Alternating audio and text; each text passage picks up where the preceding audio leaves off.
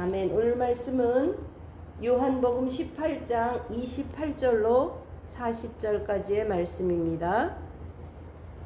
요한복음 18장 28절로 40절까지 말씀 합독합니다. 그들이 예수를 가야바에게서 관정으로 끌고 가니 새벽이라. 그들은 더럽힘을 받지 아니하고 유월절 잔치를 먹고자 하여 관정에 들어가지 아니하더라.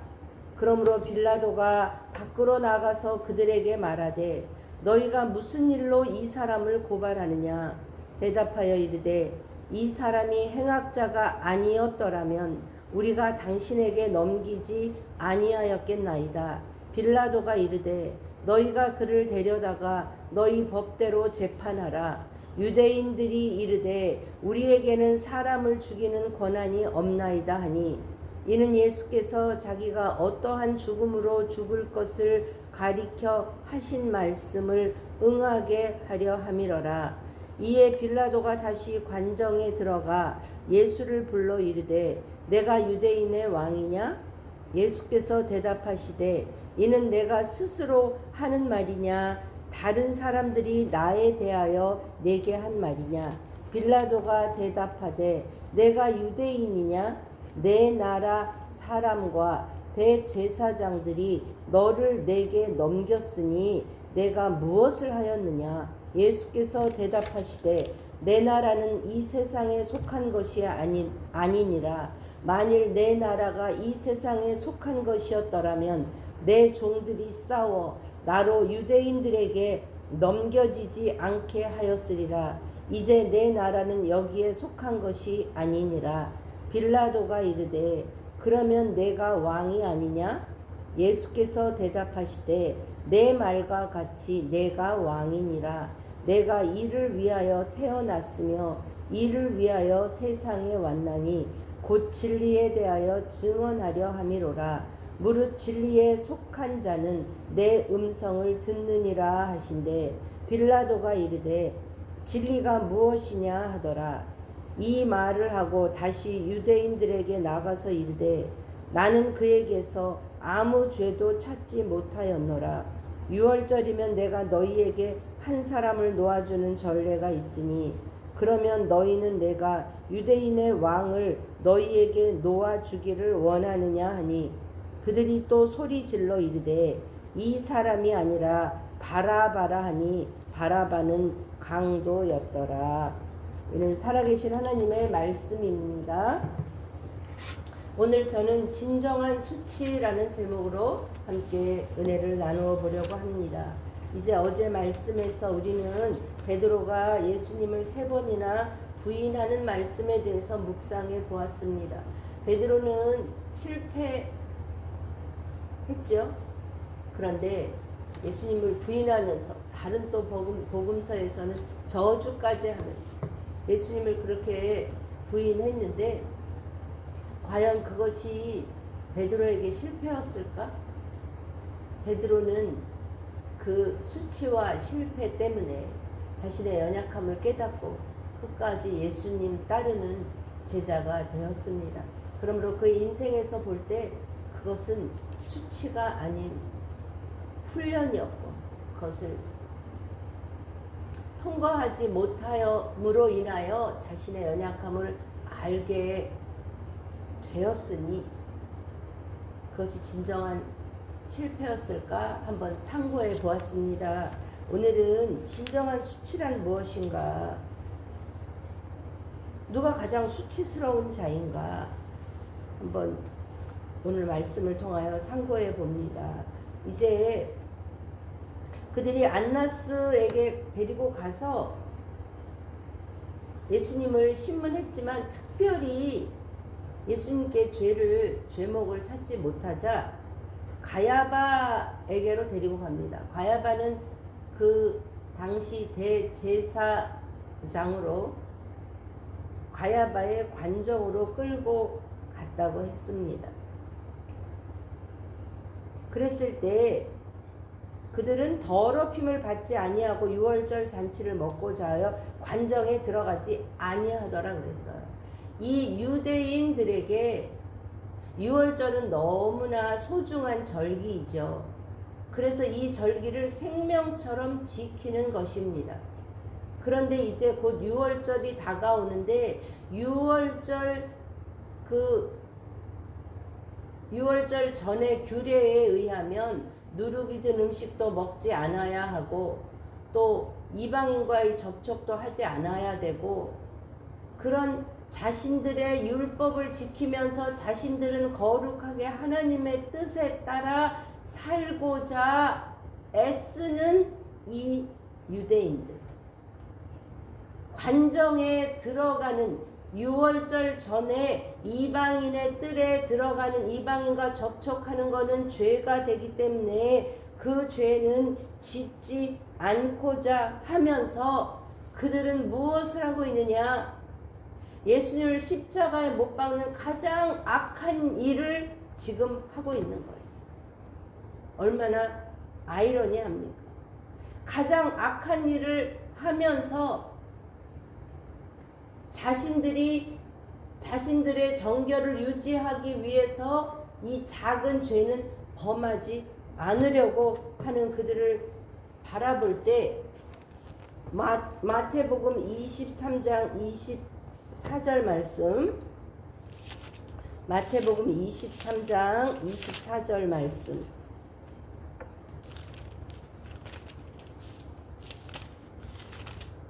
같이 읽어보시죠. 맹인된 자여, 맹인된 인도자여, 하루살이는 걸러내고 낙타는 삼키는도다. 여기에 비유하자면 지금 6월절 그 명절 때문에 이방인의 뜰이 들어가려고 하지 않은 율법을 지키는 거룩함을 지키는 것은 마치 하루살이는 걸러내는 그런 것이었다면 그들은 낙타를 삼킨다는 거죠.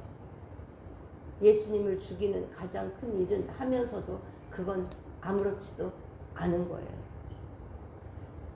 사랑하는 여러분, 하나님이 기뻐하시는 것은 거룩, 구별된 것, 순결한 것인데 그것은 외적인 순결이 아닌 내 내면의 순결을 의미합니다. 거룩함을 의미하는 것이죠. 그랬을 때 빌라도가 이제 밖으로 나가서 그들에게 이야기합니다. 너희가 무슨 일로 이 사람을 고발하였느냐? 사실 빌라도는 예수님을 잡아오는 것에 대해서 모르지 않았어요. 왜냐하면 그들에게 예수님을 체포하러 올 때 그 온 군대가 최소한 600명, 그 나머지 성전을 지키는 수비대 그 사람들까지 하면 최소한 600명에서 한 800명 정도의 사람이 왔다고 보는 건데 그 군대를 파견할 때는 빌라도의 허락이 필요했던 거죠. 그러니까 이 사람들은 어떤 명목으로 군대를 이렇게 보냈느냐? 그 당시 6월절에는 예루살렘에 100만 정도의 사람들이 모였다고 합니다. 그렇게 추정합니다. 그렇기 때문에 보통 때 빌라도는 가이사랴에 머물지만 그때 많은 사람들이 일어나서 어떤 일을 벌일지 그들의 속국이기 때문에 밀란이 일어날까 항상 그 절기 때가 되면 그 로마 사람들이 긴장하는 거죠. 그래서 그 많은 군대도 예루살렘에 보냈고 그 6월절 절기에 빌라도가 예루살렘에 와 있는 거예요. 그래서 그 많은 군대도 밀란이 일어날 것 같다. 저 사람 때문에 밀란이 일어나겠다 이야기하니까 그 군대를 가서 예수님을 체포하는 데 보낸 거죠.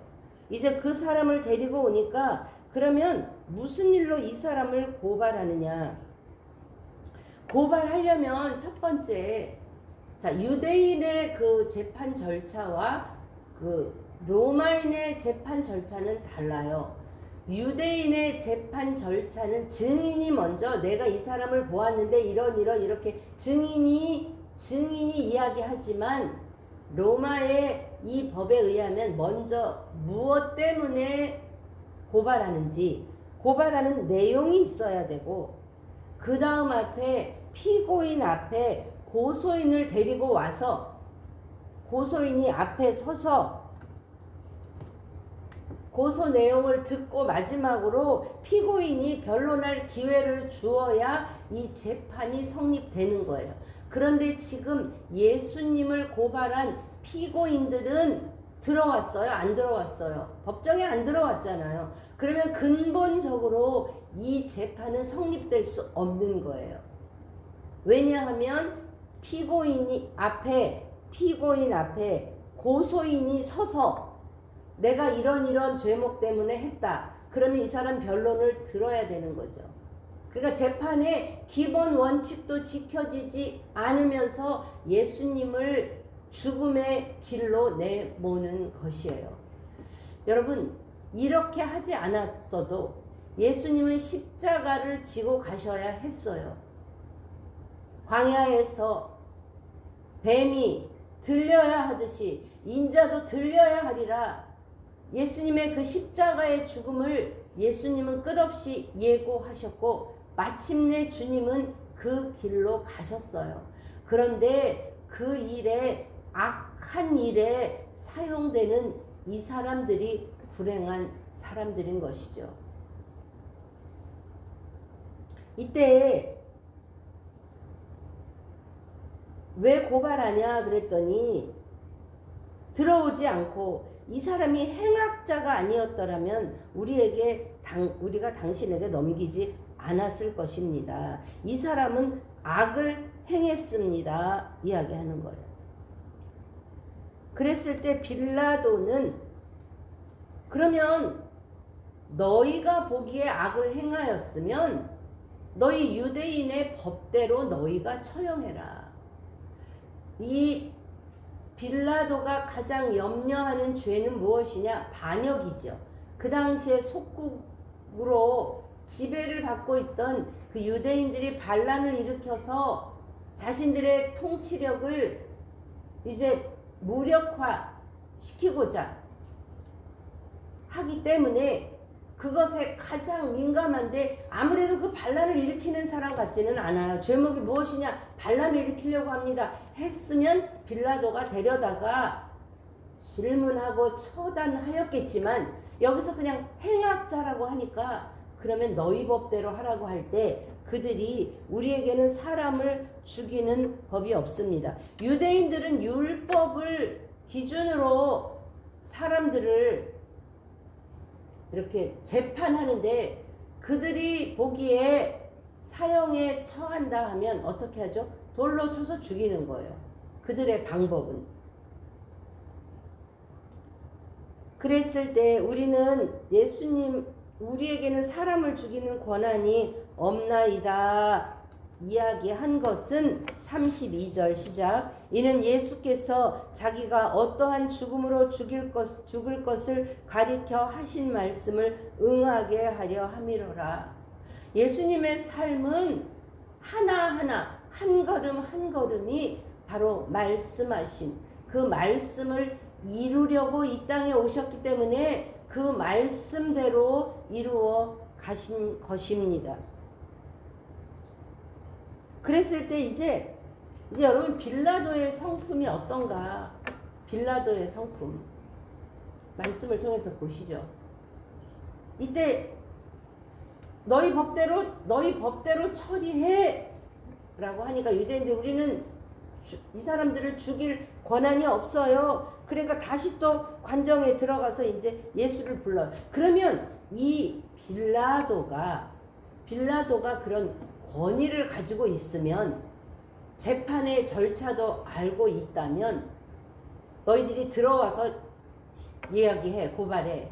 아니면 너희가 지금 저희가 유대인 명절이라서 할 수가 없는데 그러면 너희가 명절 끝나고 와서 제대로 해. 일단 내가 보류하고 있을 테니 이게 상식적인데 예수님은 관정에 계시고 이 고발한 사람들은 관정 밖에 있고 마치 총독인 빌라도가 심부름꾼처럼 문 밖에 나가서 왜 고발했어? 또 다시 들어와서 예수님에게 묻고 이 사람이 이렇게 왔다 갔다 하면서 그 이야기를 듣고 전달하는 거예요. 얼마나 빌라도는 소심한 사람인가, 우유부단한 사람인가, 분별력이 없는 사람인가, 얼마나 기회주의인 자인가, 자기의 주관이 없는 자인가. 그래서 끝내 예수님께 죄가 없음을 알고도 저들이 밀란이 일어날까, 저들에게 어떤 보복을 당할까 두려워서 모르고 행한 것이 아니라 알면서도 손을 씻으면서 나는 이 일과 무관해 하면서 손은 씻었지만 결국 그렇게 하도록 예수님을 죽음 가운데로 내어준 사람이 누구냐? 본디오 빌라도.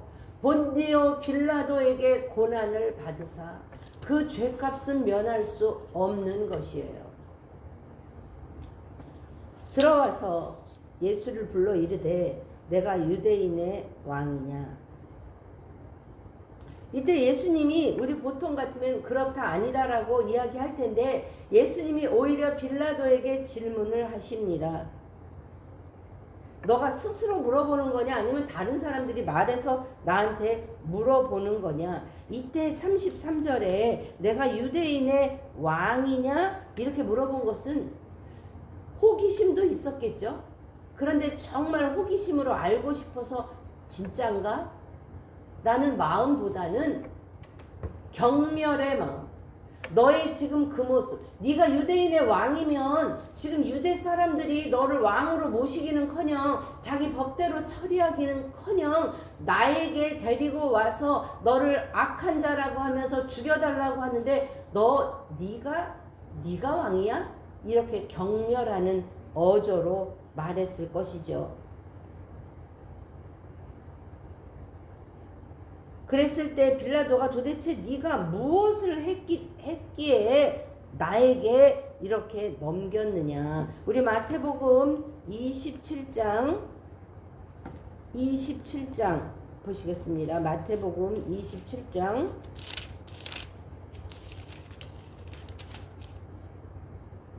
18절 17절부터 그들이 모였을 때 빌라도가 물어 이르되 너희는 내가 누구를 너희에게 놓아주기를 원하느냐 바라바냐 그리스도라 하는 예수냐 하니 이는 그가 그들의 시기로 예수를 넘겨준 줄 알미더라 했어요. 그러니까 빌라도는 안 거예요. 예수님에게 죄가 없음을 안 거예요. 그리고 그들의 시기하는 마음 때문에 예수님을 이곳에 보내줬다는 것을 아는 거죠.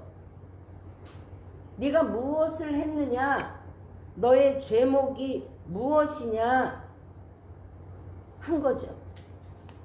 그랬을 때 예수님이 이제 다른 종류의 왕이 36절부터 37절까지 내가 왕인데 나는 이 세상의 왕이 아니라 내가 속한 세상은 다른 세상이고 나는 그곳의 왕이다 라고 말씀하시면서 내 나라에 속하였다면 내가 얼마든지 싸울 수 있겠지만 나는 그렇지 않다라고 말씀하실 때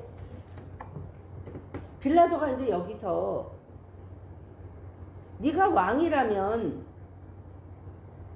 거기서 이제 빌라도의 혼동이 약간 호기심이 더해지는 거죠. 아까는 경멸하는 말투와 약간의 호기심이었다면 이제 왕이라는 거라니까 그러면 왕인데 왜 여기 있는 거고 왕인데 왜 유대인이 환영하지 않는 거고 왕인데 왕적 권위는 어디 있는 거고 하니까 이 빌라도에게 약간 호기심이 더 많이 발동하는 거예요.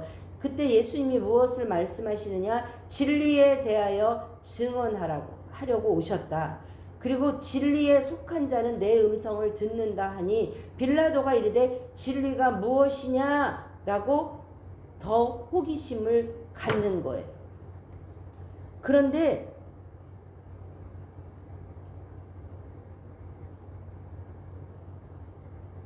예수님이 그 진리에 대해서 얘기하실 때 the truth, 그 진리라고 이야기해요. 그런데 빌라도는 38절에 진리가 무엇이냐 할 때 What is truth? 그 진리가 아닌 그냥 보편적 진리, 예수님은 특별한 진리, 하늘의 진리, 그것을 이야기하셨기 때문에 너를 붙이셨지만 이 바라바는 빌라도는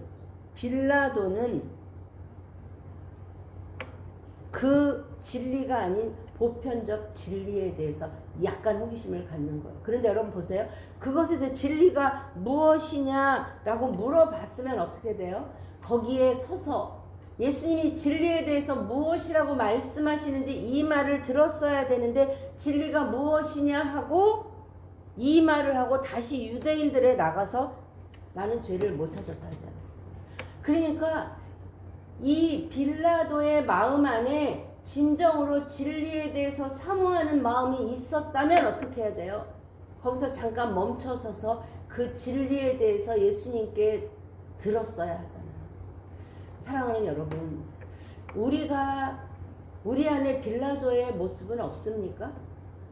우리가 예배드리면서 주님을 알아가면서 말씀을 읽으면서 우리 안에 주님에게 붙어 있으려고 애쓰지만 우리가 결정적인 순간에 아니면 일상의 삶 가운데 우리는 얼마나 하나님 어떻게 하는 것이 하나님 뜻일까요? 어떻게 할까요? 묻기를 구하십니까? 주님의 뜻을 구하십니까?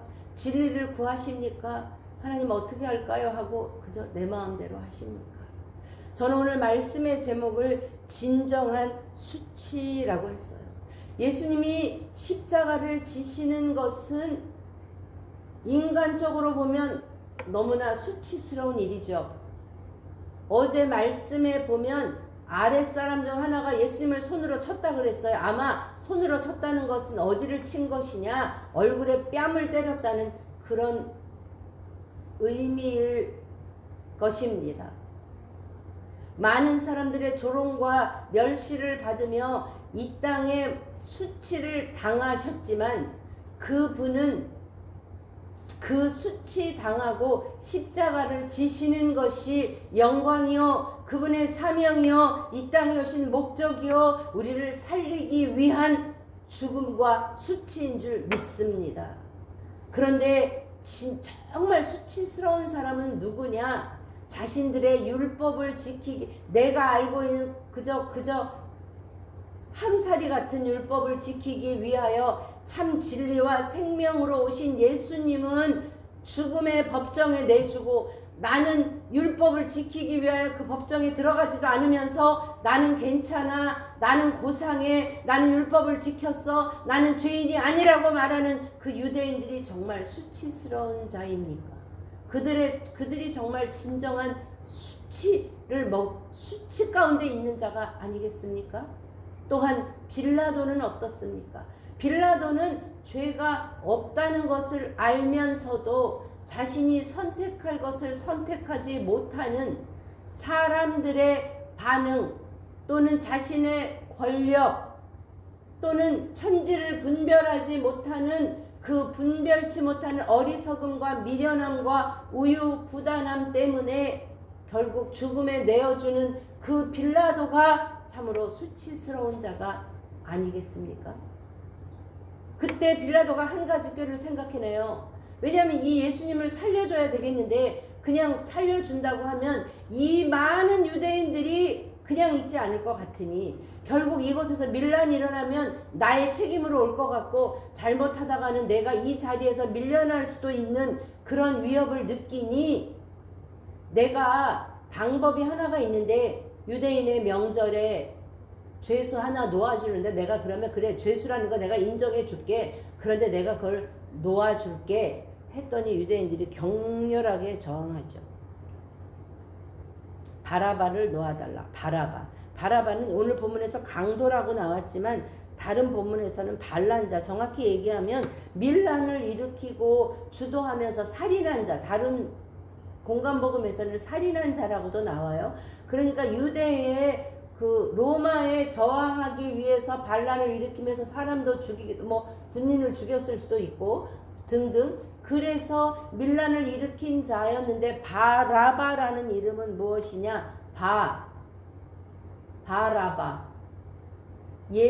사람의 아버지의 아들. 아버지의 아들이라는 뜻이에요. 어떤 아버지냐?